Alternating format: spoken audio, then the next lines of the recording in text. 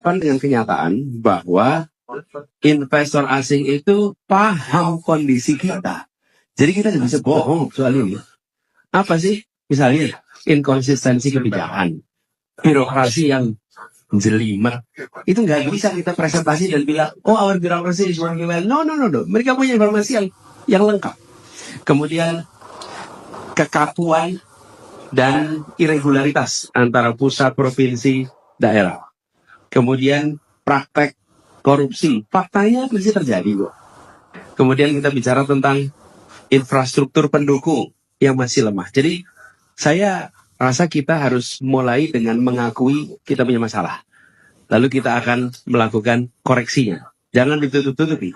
Karena yang mau kita bangun dengan investor itu bukan peningkatan investasinya. Yang mau kita bangun itu trust level. Let's remember, trust level. Indonesia harus mengembalikan trust level pada dunia. Bukan semata-mata investasi. Nah, ini artinya apa? Kami melihat ada beberapa strategi yang kita ingin lakukan, Pak Gita. Ya, pertama, benchmarking. Kita tidak beroperasi sendirian. Kita harus benchmarking. Kemana? Bisa di dalam region kita, bisa yang setara di region lain. Apakah itu Amerika Latin, apakah itu Eropa Timur, tapi kita bisa lakukan benchmarking tentang itu.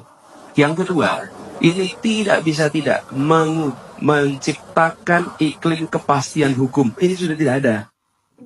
Unconditional. Karena ini soal trust.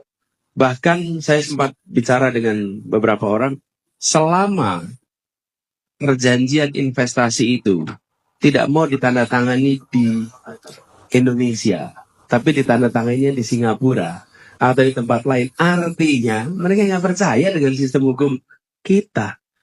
You're a private equity investor, tahu persis apa yang terjadi di situ. Kemudian konsistensi regulasi yang dibutuhkan, dan keseriusan di dalam memberantas korupsi. Bagaimana kita berharap investor masuk kalau indeks persepsi korupsi kita itu menurun?